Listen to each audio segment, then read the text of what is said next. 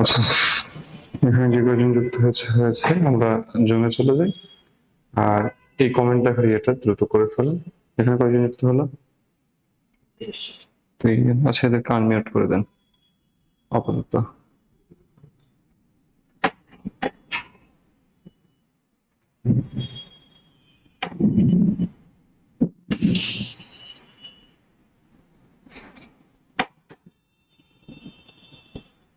ওকে, আসসালামু আলাইকুম, সবাইকে স্বাগত জানাচ্ছি কনসেপ্ট একাডেমির স্টুডিও থেকে। আমি খুরশিদ আলম। আমার সাথে যুক্ত হয়েছেন যারা, আমার কথা শুনতে পাচ্ছেন কিনা আর লেখা দেখতে পাচ্ছেন কিনা একটু জানাবেন। পাশাপাশি কেমন আছেন সবাই?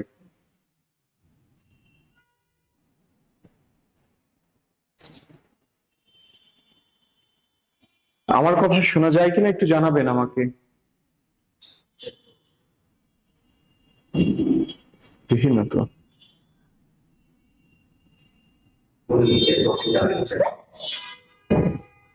আচ্ছা, হ্যাঁ শোনা যায়। হ্যাঁ, ধন্যবাদ।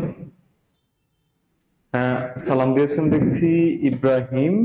আচ্ছা, মোহাম্মদ ইব্রাহিম, ওয়ালাইকুম আসসালাম, আলহামদুলিল্লাহ। হ্যাঁ, আচ্ছা, তাহলে শোনা যাচ্ছে এবং দেখা যাচ্ছে। কেমন আছেন সবাই একটু জানান। ক্লিয়ার? আচ্ছা, ক্লিয়ার, ওকে ফাইন। হ্যাঁ, হ্যাঁ আমি ভালো আছি, আলহামদুলিল্লাহ আমি ভালো আছি।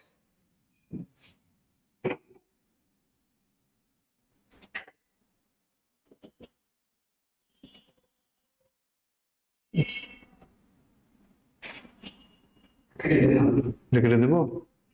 রেখে দিলে আবার নিয়ে আসা যাবে?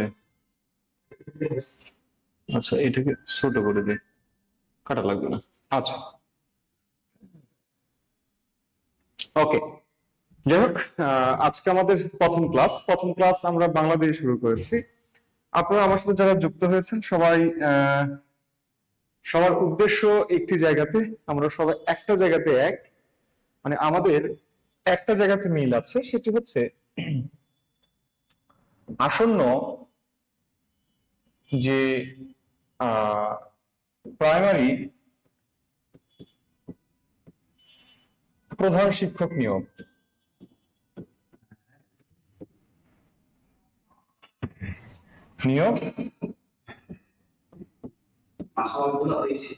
এখানে একটি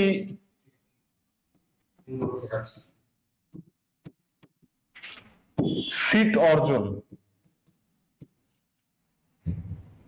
মানে আমাদের সবার একটা জায়গাতে, কমন একটা জায়গাতে আমরা সবাই এক। আমাদের মতানৈক্য থাকতে পারে, বিভিন্ন দিক থেকে আমরা ভাবতে পারি, বিবেচনা করতে পারি, কিন্তু একটা জায়গাতে আমরা সবাই একতাবদ্ধ, সেটা হচ্ছে একটি সিট আমার লাগবে। আমরা যে নিয়োগটি দেখেছিলাম সেখানে মনে হয় আহ পদসংখ্যা আছে 1122টি সম্ভবত, বা এদিক সেদিক হতে পারে। হ্যাঁ, ক্লাস রুটিন পেয়ে যাবেন, ঠিক আছে, ক্লাস রুটিন পেয়ে যাবেন। আপনারা চাইলে কথা বলতে পারেন, কোনো সমস্যা নেই। মিউট, আপনারা আনমিউট করা আছে, মিউট করে আপনারা কথা বলতে পারেন। আমরা প্রথম 10 মিনিট আলোচনা করতে পারি, কোনো সমস্যা নেই, ঠিক আছে। হ্যাঁ, আনমিউট করে দেন। প্রথম 10 মিনিট আর কথা বলুন, সমস্যা নেই।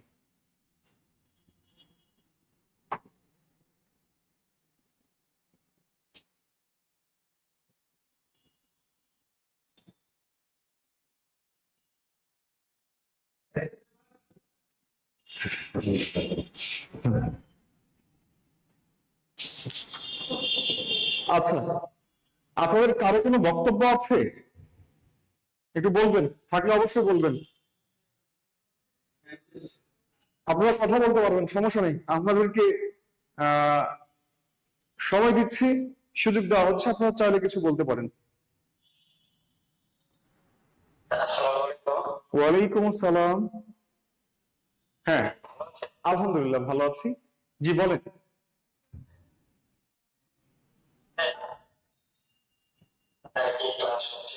আচ্ছা আচ্ছা।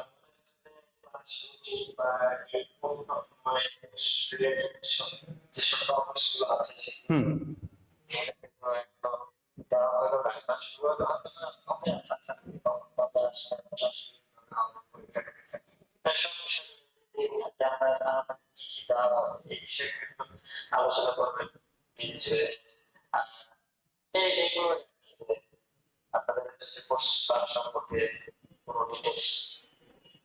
আচ্ছা আচ্ছা, আপনারা যারা আমাদের সাথে যুক্ত হয়েছেন তারা হয়তো আহ, এটাই তাদের প্রথম কোর্স করা হবে, হয়তো হয়তো বা আগে করেছেন কিনা জানি না, মানে আমাদের এই কনসেপ্টে। তো ব্যাপার হলো, আমাদের আজকে যে অরিয়েন্টেশন ক্লাসটা হচ্ছে, এই ক্লাসটার পরবর্তী স্যার একটি নোটিশ করবেন আপনাদেরকে যে ক্লাস কবে থেকে শুরু হবে। অর্থাৎ আজ থেকে 1 সপ্তাহ পর থেকে আমাদের রেগুলার ক্লাস শুরু হতে পারে। ঠিক আছে, মানে আজকে যে ক্লাসটা নিচ্ছি, আজকে থেকে 1 সপ্তাহ পর বা 10 দিন পর থেকে রেগুলার নিয়মিত ক্লাস হবে। আপনাদের যে ক্লাসটা, যেই মাস্টার প্ল্যান আছে, আপনাদের যে রুটিন আছে, পুরো 1 মাসের রুটিন আপনাদেরকে দিয়ে দেওয়া হবে। ঠিক আছে, পুরো 1 মাসের রুটিন আপনাদেরকে দিয়ে দেওয়া হবে এবং আপনারা সেখান থেকে ওইটা দেখে আপনারা ক্লাস করবেন, অ্যাটেন্ড হবে। ঠিক আছে, আশা করছি আপনার যে, মানে আপনি যে কথাটি বললেন, যেটি জিজ্ঞাসা করলেন, এটা আপনি পেয়ে যাবেন, খুব দ্রুত পেয়ে যাবেন। ধন্যবাদ। আর কেউ কিছু বলতে চান? হ্যাঁ, ক্লাসটি কত সময় ধরে চলবে? দেখেন, আপনাদেরকে ক্লাস, সম্ভবত ক্লাসের কথা বলা হয়েছে 90টি, যদি আমি ভুল না বলি, তাই না? 90টি ক্লাসের কথা বলা হয়েছে না? আচ্ছা, 90টি ক্লাস নিতে আমাদের এখন আহ যে কয়দিন লাগে, ঠিক আছে, যে কয়দিন লাগে, অর্থাৎ আপনার পরীক্ষার পূর্বেই আপনি এই 90টি ক্লাস পেয়ে যাবেন, পরীক্ষার পূর্বেই। হুম। এবং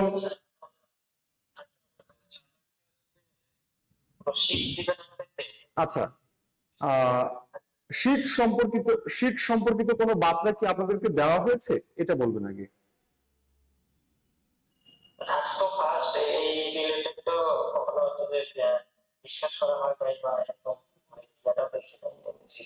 আচ্ছা আচ্ছা আচ্ছা, আচ্ছা যাই হোক, শীট সম্পর্কিত হয়তোবা পিডিএফ দিলে দেওয়া যেতে পারে। আমি এটা সম্পর্কে জেনে আপনাদেরকে নেক্সট ক্লাস আমি জানাবো, ঠিক আছে? ওকে, আচ্ছা, এরপরে বলেন।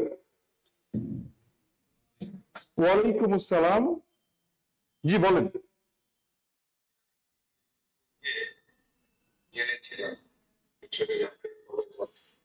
জি। ওখান থেকে একজন আমাকে রেসপন্স করেছিল যে পিডিএফ দেওয়া হবে, পিডিএফ যাচ্ছে, সেখান থেকে আপনারা প্রিপারেশন নেবেন, ক্লাস রেগুলারলি হবে। আচ্ছা আচ্ছা আচ্ছা, ধন্যবাদ। তাহলে একটু জেনে গেলেন। আচ্ছা, তারপরে তারপরেও আমি আপনাদেরকে নেক্সট ক্লাসে আমি এটা নিয়ে আলোচনা করব, সমস্যা নেই। ধন্যবাদ।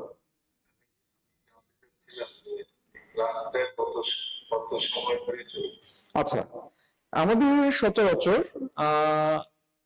সপ্তাহে 4টা করে ক্লাস থাকে। হুম, 4টা করে ক্লাস থাকে। বাংলা একটি ক্লাস থাকে, ইংরেজি একটি ক্লাস থাকে, আহ জিকে একটি ক্লাস থাকে, গণিত একটি ক্লাস থাকে। তো আপনাদের রুটিনটা আমি এখনো দেখিনি। আপনাদের রুটিনটা আপনারা শীঘ্রই পেয়ে যাবেন, আশা করছি আপনাদের খুব বেশি সময় লাগবে না, আপনাদের ক্লাসগুলো খুব ফাস্ট হবে, মানে খুব দ্রুতই মানে ক্লাস শেষ হবে আপনাদের।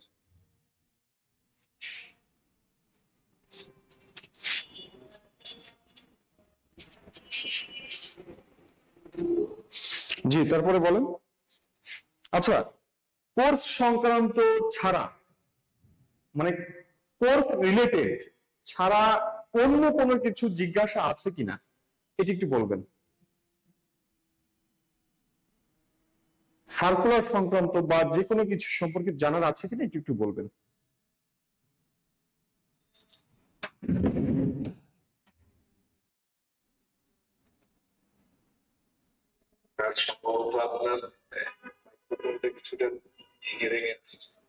আচ্ছা, হ্যাঁ আসলে ভেঙে আসছে না, এখানকার সাউন্ড কোয়ালিটিটাই এরকম, ঠিক আছে, ঠিক হয়ে যাবে কিছুক্ষণের মধ্যে। যাই হোক, তাহলে আমরা একটু আলোচনায় আসি, লক্ষ্য করেন আমরা একটু আলোচনায় আসি। আমাদের যে সার্কুলারটা ছিল এখানে আপনারা দেখে থাকবেন 1100 সম্ভবত 22টি পদ আছে। এটা চেঞ্জ হয়েছে, এটা পরিবর্তন হয়েছে, পরিবর্তন হয়ে পরবর্তী যে সংস্করণটা এসেছে সেখানে 1122টি সম্ভবত বা 1100 প্লাস পদ আছে। এই পদে আপনার পরীক্ষা হবে 100 মার্কের, 100 মার্ক। সেখানে এমসিকিউ আছে, এমসিকিউ আছে 90 আর ভাইভা আছে 10, মোট হলো 100। এখন এই এমসিকিউর জায়গাটা এটাতে লেখা আছে লিখিত। এই লিখিতটা নিয়ে অনেকে প্রশ্ন করেছেন, অনেকে জিজ্ঞাসা করেছিলেন কিছুদিন আগে আমাদের পেজে, কমেন্টে, ঠিক আছে, ইনবক্সে, যে আসলে লিখিতটা কি। ব্যাপারটা হচ্ছে কি, আপনি যে ভরাটটা করবেন, আপনি যে এই যে ক খ গ ঘ ভরাটটা করবেন, এটাই মূলত এখানে লিখিত, ঠিক আছে, এটাই মূলত এখানে লিখিত। এখানে ওই রিটেন পরীক্ষা না, মানে ওই যে এমসি প্রিলিমিনারি পরীক্ষার পরে যে রিটেন পরীক্ষা, ওই রকম টাইপের কোনো পরীক্ষা না। এটা হচ্ছে জাস্ট এমসিকিউ, আপনাকে ভরাট করতে হবে। আর আরেকটি মজার ব্যাপার হলো এই চাকরিটা এই যে সুযোগটা আসলে সচরাচর আসে না, ঠিক আছে, এটা একটা সুবর্ণ সুযোগ বলা যেতে পারে। আর একটা মজার বিষয় হলো বাংলাদেশের সাপেক্ষে বাংলাদেশের যে জবের যে মার্কেট, যে চাকরির যে স্টেজ গুলো, পরীক্ষা মানে চাকরি পাবার বা একটি চাকরি অর্জন করতে গেলে যতগুলো ধাপ অতিক্রম করতে হয় সেখান থেকে তুলনামূলক এটা খুবই সহজ। এই জায়গাটা খুবই সহজ। আপনি এখানে প্রথমে এমসিকিউ দেবেন, তারপরে ভাইভা দেবেন, ভাইভা দেওয়ার পরে আপনি এখান থেকে চাকরি পাবেন। এখন এই পাওয়াটা সম্পূর্ণ নির্ভর করবে আপনার প্রিপারেশনের উপরে, আপনার পড়াশোনার উপরে, আপনি কেমন পড়ছেন, কিভাবে পড়ছেন, কতটুকু পড়ছেন, ঠিক আছে, মানে আপনার সম্পূর্ণ আপনার উপরে নির্ভরশীল এই জায়গাটা। আচ্ছা আচ্ছা, একজন জিজ্ঞাসা করেছেন, সাব্বির হোসেন বলেছেন, প্রধান শিক্ষক নিয়োগ এবং সহকারী শিক্ষক নিয়োগ প্রস্তুতি কি একই ধরনের নাকি ভিন্নতা আছে? দেখেন, আপনার আমি একটা বিষয় বলি, দেখেন আমার বাংলাতে সন্ধি আছে, সন্ধি আছে, সমাস আছে, বাক্য আছে, ধ্বনি আছে, তাই না, ধ্বনি প্রকরণ। দেখেন তো এইসব জায়গা থেকে প্রশ্ন, আরো অনেক টপিক আছে, এইসব জায়গা থেকে এনটিআরসি তে পরীক্ষা হচ্ছে, এনটিআরসি, এনটিআরসি হচ্ছে প্রাইমারি, হচ্ছে বিসিএস, হচ্ছে নন ক্যাডার, হচ্ছে ব্যাংক, একই টপিক থেকেই তো হচ্ছে। এই জন্য কি আপনার ওই এনটিআরসি যেটা, এটাতে আপনি যখন প্রিপারেশন নিতে যাবেন তখন কি আপনি এই সন্ধি পড়বেন না? এই সন্ধি আপনি পড়বেন না। আপনি বিসিএস পরীক্ষার প্রিপারেশন নেবেন, সন্ধি পড়বেন না। আপনি প্রাইমারি প্রিপারেশন নেবেন, সন্ধি পড়বেন না? পড়বেন তো। দেখেন একটা বিষয় বলে রাখি, আবার ওই যে খাদ্যতে যে পরীক্ষা হবে, খাদ্যতে যে সার্কুলার হয়েছে, ঠিক আছে, সেখানে তো পরীক্ষা দেবেন, সেখানকার জন্য কি আলাদা প্রিপারেশন? দেখেন, আপনি আগে আপনার ভিত্তিটা মজবুত করেন, আপনি আগে জানেন, জানার পরে আপনি সবগুলোতে কোয়ালিফাই করতে পারবেন। ব্যাপারটা হয়েছে এরকম, মানে আসলে আমাদের বাংলাদেশের যে প্রেক্ষাপট, এই প্রেক্ষাপটে আমাদের যে চিন্তা ধারণা, আমরা মনে করি কি এটা এক গ্লাস, এই এক গ্লাসে যে ইয়েটা আছে, হ্যাঁ, এখন মনে করেন এই একটা পাত্র, এই পাত্রে আছে কি পেট্রোল আছে, পেট্রোল। আচ্ছা, এই পেট্রোলের মধ্যে এই পাত্র ভর্তি পেট্রোল আছে। এখন আপনি নিয়ে যাচ্ছেন হিরো 80 সিসি। এই 80 সিসির জন্য কি আপনি এই জায়গা থেকে তেল নেবেন? হ্যাঁ, পেট্রোলই তো আছে। আপনি এই পেট্রোলের থেকে এই কোণা থেকে আপনাকে নিতে হবে, না তো গাড়ি চলবে না। ব্যাপারটা এরকম। আপনি 150 সিসির গাড়ি নিয়ে গেলেন, 150 সিসির গাড়ি নিয়ে গেলেন, নিয়ে যাওয়ার পরে আপনি কি এই জায়গা থেকে পেট্রোল নিলে হবে না, আপনাকে নিতে হবে এই জায়গা থেকে, নির্দিষ্ট এই জায়গা থেকে নিলে আপনার 150 সিসির গাড়ি চলবে। আপনি, আমার কথা শোনা যাচ্ছে না? দেখেন তো ফেসবুকটা ঠিক আছে কিনা।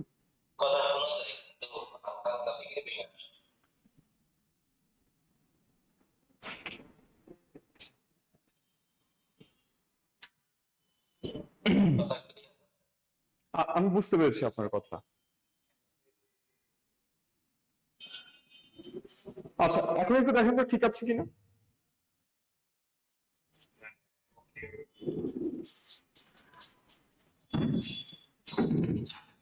ভাই একটু ফেসবুকে যান, ফেসবুকে যে দেখেন সাউন্ডটা কেমন আসছে। আমি এতক্ষণ যেগুলো বলেছি সেগুলো কি বুঝেছেন? আচ্ছা, সাউন্ড ক্লিয়ার হচ্ছে না।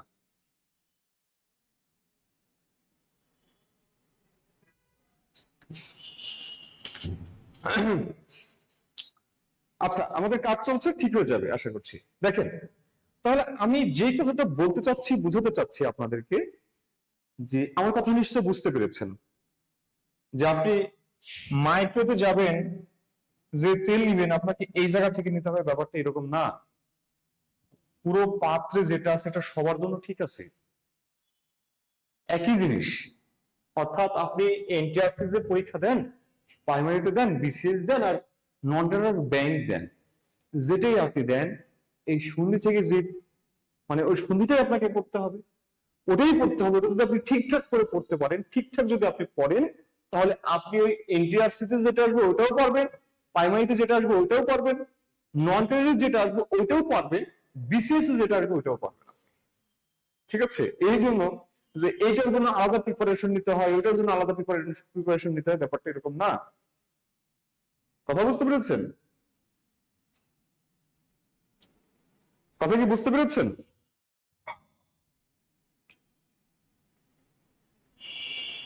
আচ্ছা,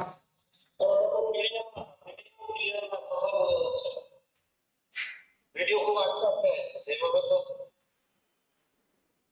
সম্ভব নয়।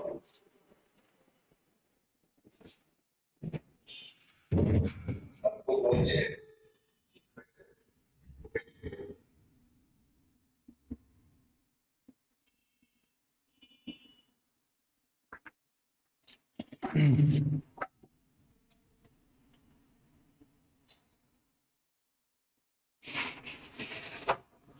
Sound clear? ঠিক আছে, হ্যাঁ, এখানে বলছে সাউন্ড ক্লিয়ার না। তুমি কি বললা কথা বলে সাউন্ড করতে দেওয়া হয় প্রতিধ্বনি হয়, ব্যাপারটা এরকম হয়তো।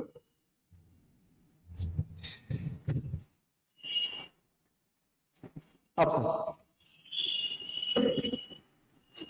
ওকে, লক্ষ্য করেন। তাহলে আমরা এবার বাংলায় আসি। বাংলায় আপনাদের এখানে মার্ক আছে, বাংলায় আপনাদের মার্ক আছে 25। ঠিক আছে, 25 মার্ক আছে আপনাদের এখানে। 25 মার্কের মধ্যে আমি আজকে যে বিষয়টা আলোচনা করব সেটা হলো বাংলা ভাষা রীতি, বাংলা ভাষা, ভাষা রীতি,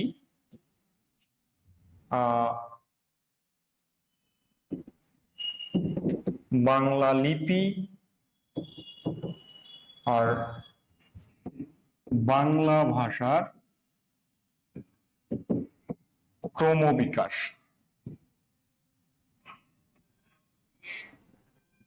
লক্ষ্য করেন, আমরা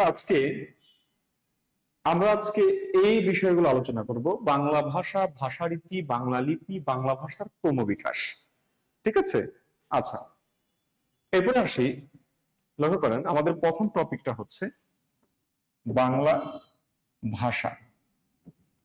লক্ষ্য করেন ভাষা কাকে বলে, লিখবেন মানুষ মনের ভাব প্রকাশ করতে,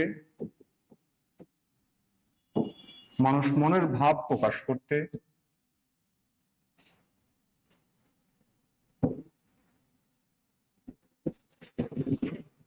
আচ্ছা এক মিনিট, মানুষের মনের ভাব প্রকাশের মাধ্যম ভাষা। মানুষের মনের ভাব প্রকাশের মাধ্যম ভাষা। লক্ষ্য করবেন মানুষের মনের ভাব প্রকাশের মাধ্যম ভাষা, অর্থাৎ আপনি যে ব্যক্তি, আপনার যে মনের অনুভূতি আছে, এই অনুভূতিটা আপনি অন্যজনের কাছে যখন প্রকাশ করবেন, অন্যজনের কাছে যখন প্রকাশ করবেন তখন যে মাধ্যমটা আপনি ব্যবহার করবেন সেটি ভাষা। অর্থাৎ আপনি যখন বাজার থেকে বাসায় যাবেন বা বাসা থেকে বাজারে যাবেন তখন একটি মাধ্যম আপনি ব্যবহার করেন, একটি বাহন আপনি ব্যবহার করেন, একটি গাড়ি আপনি ব্যবহার করেন। যে গাড়িটার মাধ্যমে আপনি বাড়ি থেকে বাজারে যাচ্ছেন সেটি মূলত বাহন। ঠিক তেমনি আপনি আপনার মনের ভাব যখন বিপরীত ব্যক্তিকে বোঝাতে চাচ্ছেন, দেখাতে চাচ্ছেন, মানে অনুভূতি ব্যক্ত করতে চাচ্ছেন, তখন যে মাধ্যমটা ব্যবহার করছেন সেটি হচ্ছে ভাষা। এই জন্য ভাষাকে বলা হয় ভাবের বাহন। তাহলে ভাষা কি? ভাষা হলো ভাষা ভাবের বাহন। ঠিক আছে, ভাষা ভাবের বাহন। আরেকটু যদি আমি সুন্দর করে বলি তাহলে বলতে পারি এরকম, মানুষের কণ্ঠ নিঃসৃত বাক সংকেতের সংগঠনকে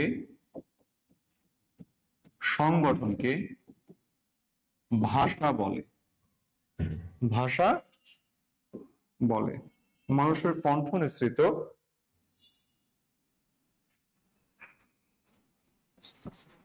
বাক সংকেতের সংগঠনকে ভাষা বলে।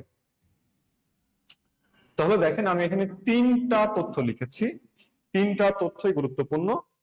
মানুষের মনের ভাব প্রকাশের মাধ্যম ভাষা, ভাষা ভাবের বাহন, মানুষের কণ্ঠ নিঃসৃত বাক সংকেতের সংগঠনকে ভাষা বলে। তিনটা তথ্যই গুরুত্বপূর্ণ। ঠিক আছে, একটু আওয়াজ দেবেন, সরি একটু করবেন, কমেন্ট করবেন। হ্যাঁ, আর একটু স্ক্রিনশট দিয়ে নেবেন, যাদের লিখতে দেরি হয় তারা একটু স্ক্রিনশট দেবেন। আচ্ছা, এরপরে যে তথ্যটা আমরা লিখব, দেশ কাল পরিবেশ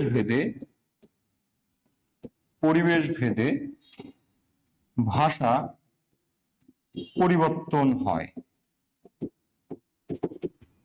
তাহলে ভাষা কি? ভাষা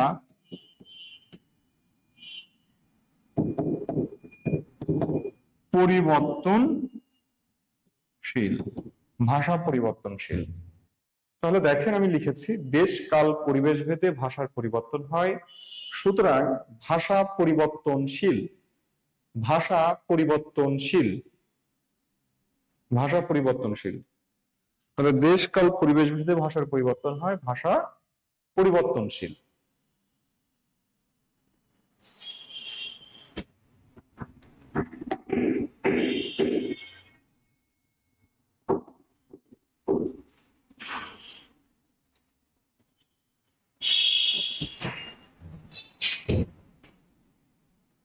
আচ্ছা, এরপরে আসি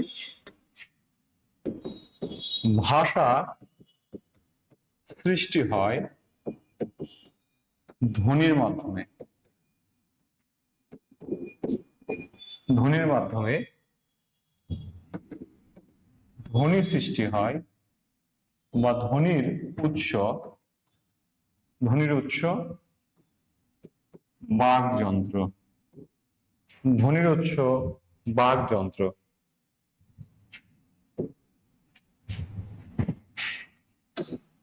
ধ্বনির উৎস হচ্ছে বাকযন্ত্র। আচ্ছা, এরপরে আসেন মানুষ তিনটি উপায়ে মনের ভাব প্রকাশ করতে পারে।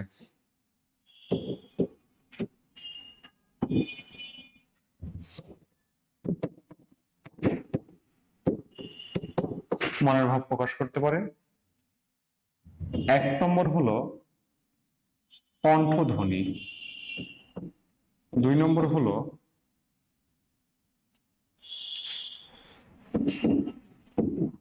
লেখনী, 3 নম্বর হলো ইশারা। দেখেন এই 3টি উপায়ে মানুষ তার মনের ভাব প্রকাশ করতে পারে। 3টি উপায়ে মানুষ তার মনের ভাব প্রকাশ করতে পারে। আমি লিখেছি দেখেন, কণ্ঠধ্বনি,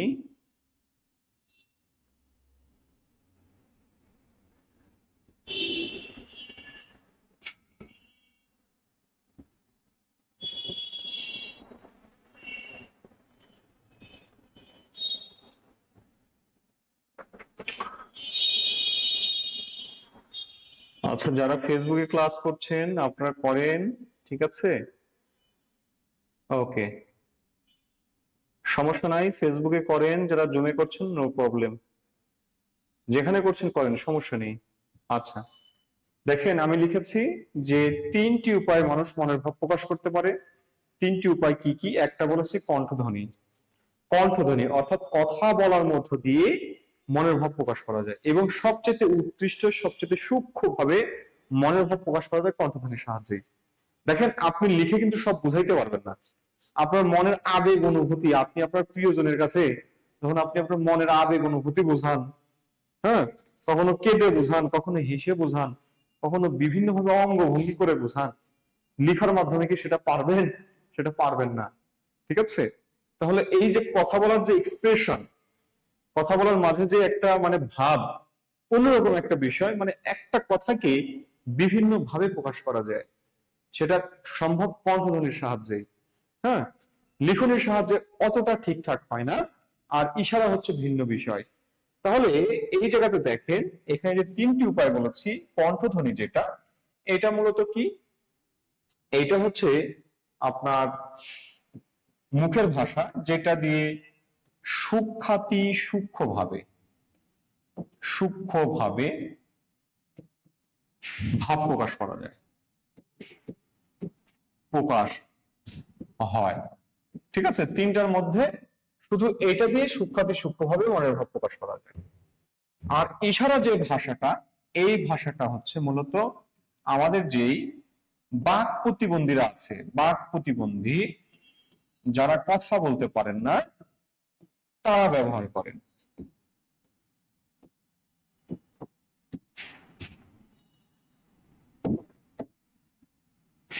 ঠিক আছে, বাক প্রতিবন্ধী যারা আছেন তারাই মূলত এই ইশারা ভাষায় কথা বলেন। ওকে, এরপরে আরেকটি ভাষা আছে, যে ভাষাটা বিশেষ চাহিদা সম্পন্ন কিছু মানুষ আছেন, যেমন দৃষ্টি প্রতিবন্ধী, দৃষ্টি প্রতিবন্ধী, ঠিক আছে, দৃষ্টি প্রতিবন্ধী আছে কি, দৃষ্টি প্রতিবন্ধী আছে, তারপরে কি শ্রবণ প্রতিবন্ধী আছে, শ্রবণ প্রতিবন্ধী আছে। এদের জন্য যে একটা ভাষা আছে, সেই ভাষাটাকে বলা হয় কি? সেই ভাষাটাকে বলা হয় ব্রেইল ভাষা। ব্রেইল ভাষা, এই ব্রেইল ভাষাতে তারা মূলত কথা বলে। ওকে, কথা তো বলে না, তারা আসলে এই ব্রেইল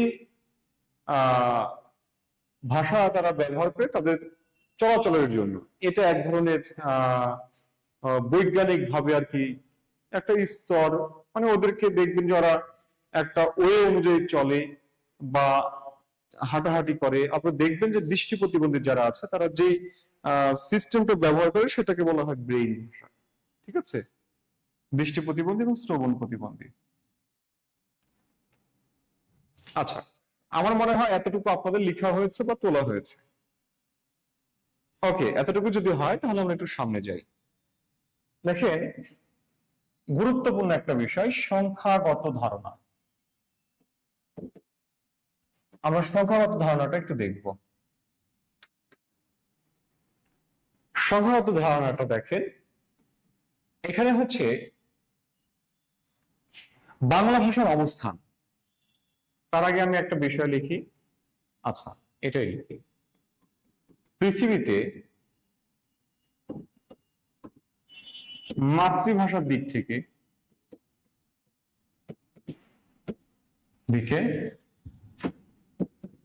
বাংলার অবস্থান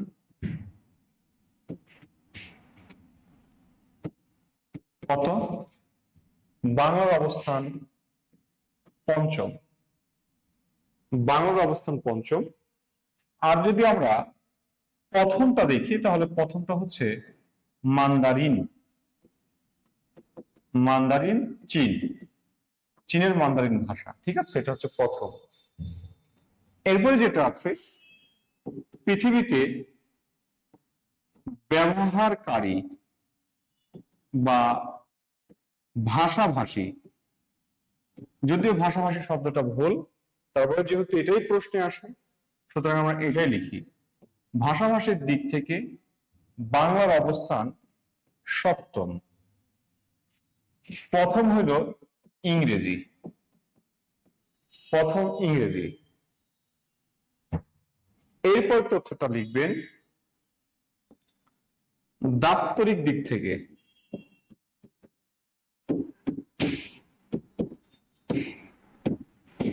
বাংলার অবস্থান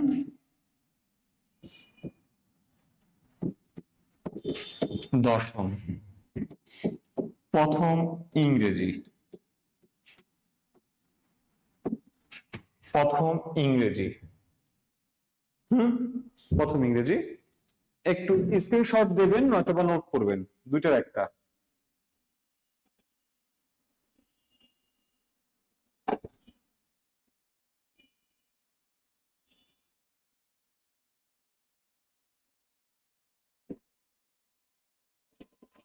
যারা ফেসবুকে লাইভ দেখছেন আমি তাদের জ্ঞাতার্থে বলে রাখছি, আমাদের ফেসবুক লাইভ অর্থাৎ আপনাদের যে গ্রুপে আছেন আপনারা, এই গ্রুপেও লাইভ চলছে প্লাস জুমেও লাইভ চলছে। সুতরাং আপনাদের কাছে যেটা ভালো হয়, যেখানে সুবিধাজনক মনে হয় সেখানে ক্লাস করেন, কোনো সমস্যা নেই।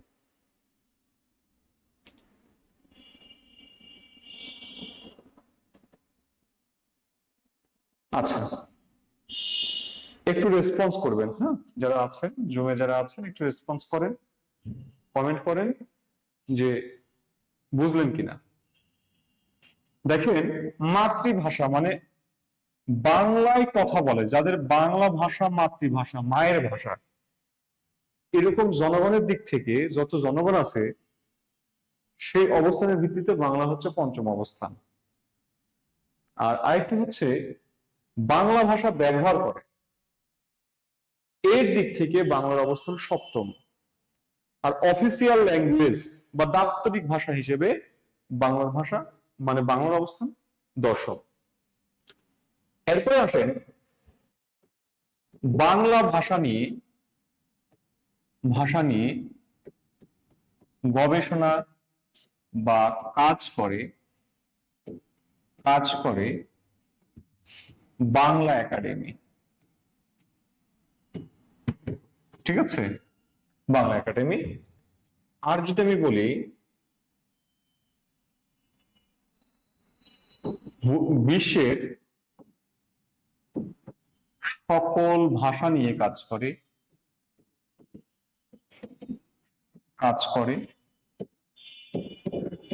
ইথনোলগ। এই ইথনোলগটা হচ্ছে বৈশ্বিক ভাষা গবেষণা প্রতিষ্ঠান।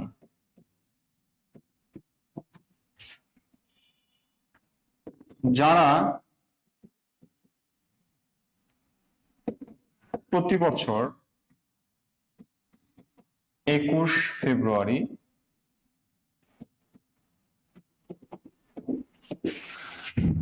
ভাষার রিপোর্ট প্রকাশ করে।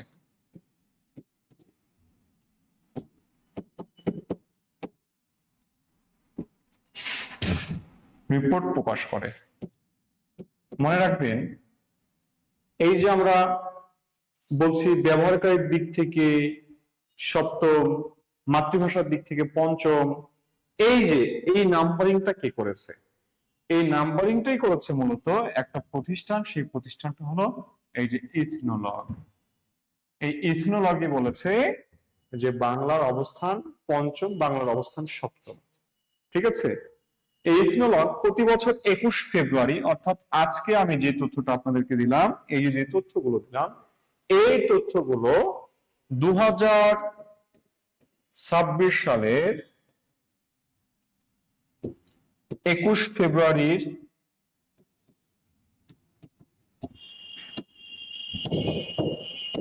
পূর্ব পর্যন্ত সঠিক। তারপরে এই তথ্যগুলো চেঞ্জ হতে পারে, অর্থাৎ এই তথ্যগুলো পরিবর্তনশীল। এই তথ্যগুলো পরিবর্তনশীল।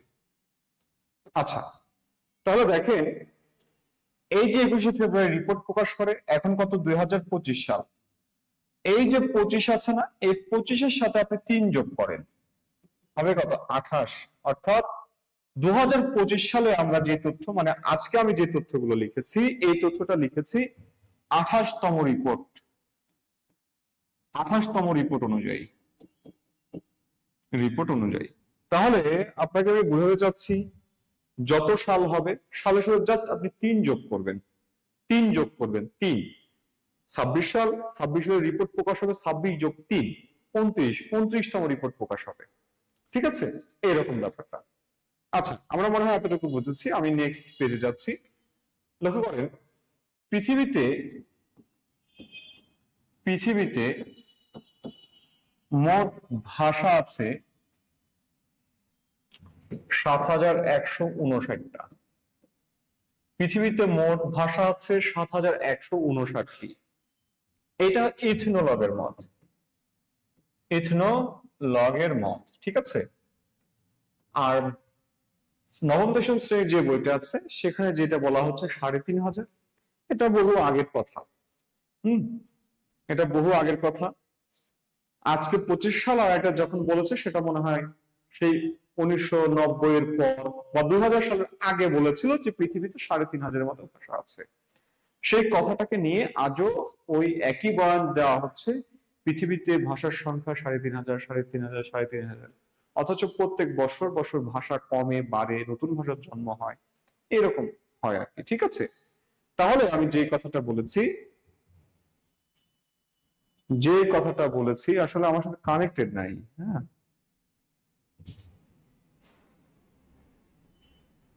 ইথনোলগ কোন দেশের প্রতিষ্ঠান?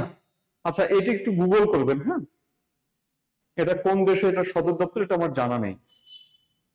এটা সদর দপ্তর কোথায় আমার জানা নেই। হ্যাঁ, একটু গুগল করবেন।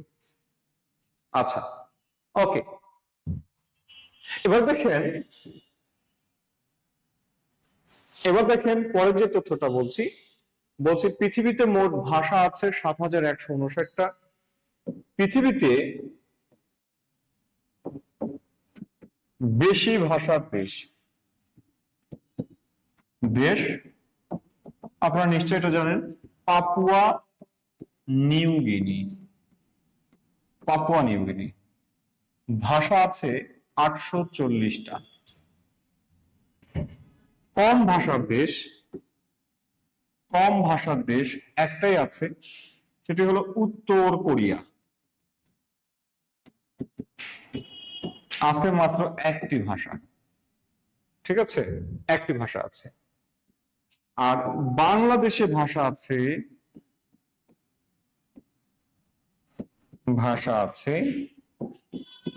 41টা। বাংলাদেশের ভাষা আছে 41টা। এতটুকু ক্লিয়ার কিনা একটু বলবেন।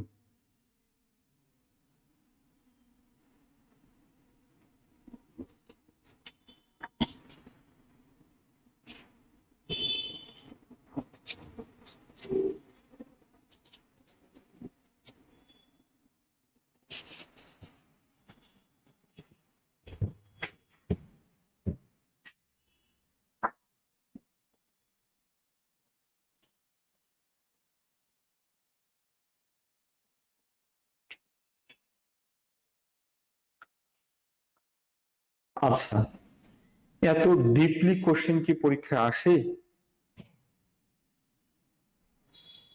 মারাত্মক একটি কথা বললেন।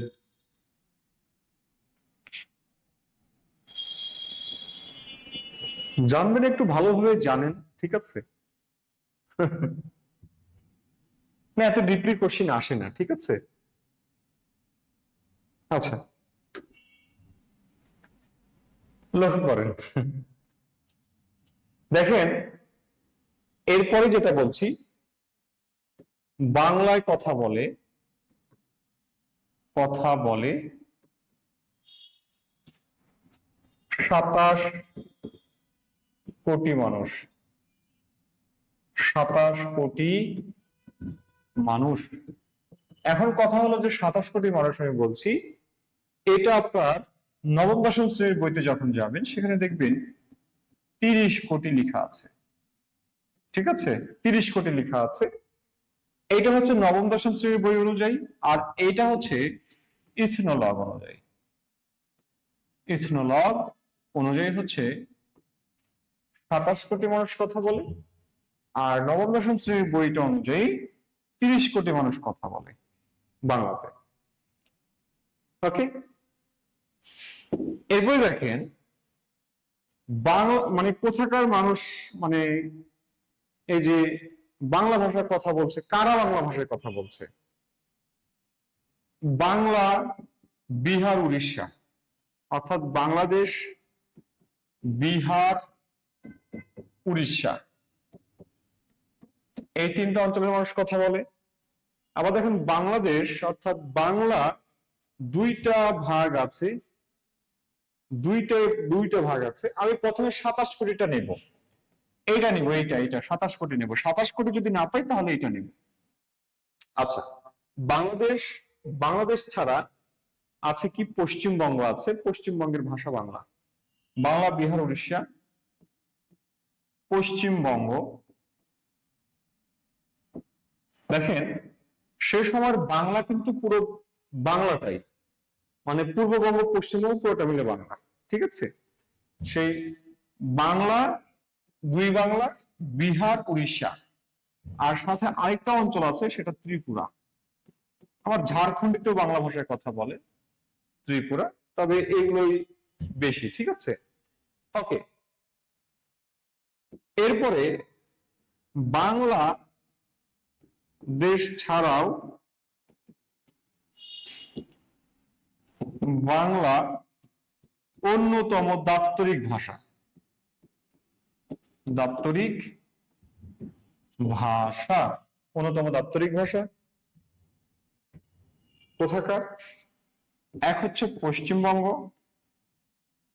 পশ্চিমবঙ্গ, আর একটা হইল ত্রিপুরা।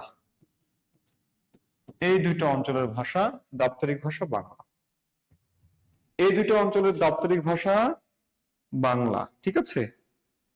এই দুটি দাপ্তরিক ভাষা বাংলা।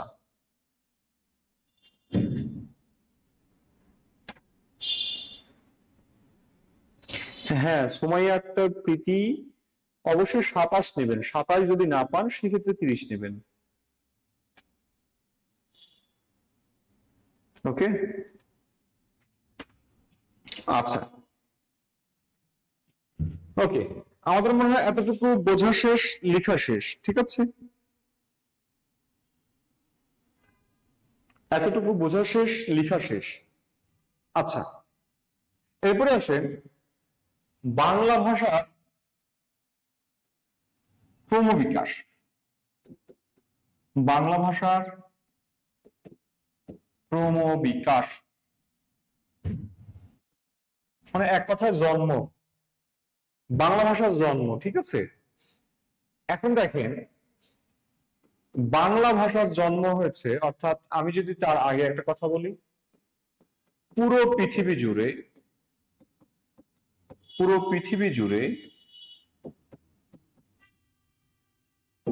100টি ভাষা বংশ ছিল বলে মনে করা হয়।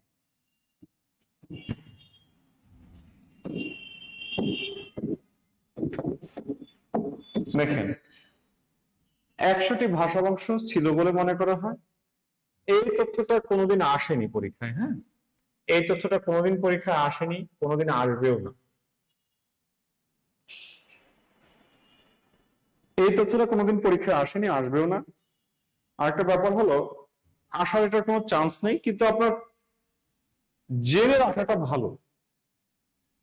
ঠিক আছে, এটা জেনে রাখা ভালো, কারণ জানতে তো অসুবিধা নেই। ঠিক আছে, এখন যদি আপনি মনে করেন যে এটা জেনে রাখলে আমার স্মৃতিতে সমস্যা হতে পারে, কারণ এই যে আমাদের যেই মেমোরি কার্ড গুলো আমরা ব্যবহার করি বা ফোনের যে মেমোরি আছে, সেখানে দেখবেন যে যেটাই রাখেন না কেন একটা স্থান মানে ধারণ করে, মেমোরি ফুল হয়ে যায়, ডিলিট করতে হয়।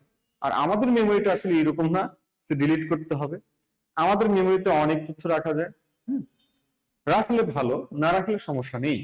আচ্ছা, এই 100টির মতো ভাষা বংশ ছিল বলে মনে করা হয়, বা 100টির বেশি। এই জায়গাতে সবচেয়ে প্রাচীন প্রাচীন আভিজাত্যপূর্ণ আভিজাত্যপূর্ণ সমৃদ্ধ, ঠিক আছে, সমৃদ্ধ একটি ভাষা বংশ আছে, ভাষা বংশ, সেটি হলো ইন্দো ইউরোপীয়। ইউরোপীয়, ইন্দ্রো ইউরোপীয়, এটা হচ্ছে ইন্দ্রো ইউরোপীয়, যেটাকে ডক্টর মোহাম্মদ শহীদুল্লাহ বলেছেন হিন্দো উরাপায়ন। উরাপায়ন, হিন্দো উরাপায়ন বলেছেন ডক্টর শহীদুল্লাহ। এই কথাটা বলেছেন ডক্টর শহীদুল্লাহ, এটাকে বলেছেন হিন্দো উরাপায়ন। হ্যাঁ, এটা বলেছেন ডক্টর শহীদুল্লাহ। আচ্ছা, তাহলে একটা সমৃদ্ধ প্রাচীন ভাষা বংশ, সমৃদ্ধ ভাষা বংশ ছিল, সেটির নাম হচ্ছে ইন্দো ইউরোপীয় ভাষা বংশ, এবং এই ভাষা বংশটা সবচেয়ে বেশি সমৃদ্ধ। আর এই ভাষা বংশ থেকে জন্ম হয়েছে বাংলা। বাংলা জন্ম হয়েছে এই ভাষা বংশ থেকে। ঠিক আছে, আশা করছি এতটুকু বুঝতে কারো অসুবিধা হয়নি। এবার আছেন, এই যে ভাষা বংশ ইন্দো ইউরোপীয়, ইন্দো ইউরোপীয়, এই ইন্দো ইউরোপীয় থেকে বাংলাটা কিভাবে আসলো? ইন্দো ইউরোপীয় দুইটা শাখা আছে, একটা হলো শতম শাখা, আরেকটা হলো কেন্তম শাখা। কেন্তম শাখা, দুইটা শাখা, একটা শতম আর একটা কেন্তম। ঠিক আছে, শতম আর কেন্তম, লক্ষ্য করেন দুইটা শাখা। এটা একটু ভালো করে বুঝবেন, এখান থেকে প্রশ্ন হয়, বিষয়টা খুবই গুরুত্বপূর্ণ, খুব সেন্সিটিভ। দেখেন, পুরো পৃথিবী জুড়ে আমি বেশ কিছু ভাষা বংশ আছে আমি বলেছি, তার মধ্যে একটা অন্যতম হচ্ছে ইন্দো ইউরোপীয় ভাষা। এই ইন্দো শব্দটা কি? ইন্দো শব্দ বলতে আসলে বর্তমান ইন্ডিয়াকে বোঝানো হচ্ছে, ভারত, অর্থাৎ ভারতবর্ষ থেকে ভারতবর্ষ থেকে ভারতবর্ষ থেকে ইউরোপ পর্যন্ত, ভারতবর্ষ থেকে পুরা ইউরোপ পর্যন্ত বিশাল যে একটা ভূখণ্ড আছে, এই যে ভূখণ্ড, এই ভূখণ্ডতে যে মানুষগুলো বসবাস করত, সেই মানুষগুলো একটি ভাষাতেই কথা বলতে ধরে নেওয়া হয়, সেই ভাষাটা হচ্ছে ইন্দো ইউরোপীয় ভাষা। ইন্দো ইউরোপীয় ভাষা, কথা বুঝেছেন? একটা ভাষায় কথা বলতো, সেটা হচ্ছে ইন্দো ইউরোপীয় ভাষা। আচ্ছা, ইন্দো ইউরোপীয় ভাষা, এই ইন্দো ইউরোপীয় ভাষা আবার দুইটা শাখা আছে, একটা হলো শতম শাখা, আরেকটা হলো কেন্তম শাখা। আমি দুইটা শাখার কথা বলছি, একটা হলো শতম শাখা, আরেকটা হলো কেন্তম শাখা। এই যে দেখেন, এই পাশে যে শতম শাখাটা আছে, এই শাখাটা থেকে এশিয়ার ভাষা তৈরি হয়েছে, এশিয়ার ভাষা, এশিয়া অঞ্চলের ভাষা। আর এই যে দেখেন, এই যে এই পাশে যে কেন্তম শাখাটা আছে, এই কেন্তম শাখাটা থেকে যে ভাষাগুলো আসছে, সেটা আসছে ইউরোপ অঞ্চলের। ইউরোপ, ওই যে গ্রিস বলেন, তারপরে ওই যে আছে ইতালি বলেন, তারপরে আর কি কি আছে জানি, ইউরোপের যে দেশগুলো, জার্মান, ফ্রান্স, ঠিক আছে, এই যে অঞ্চলগুলো আছে, এই অঞ্চলগুলোর যে ভাষা,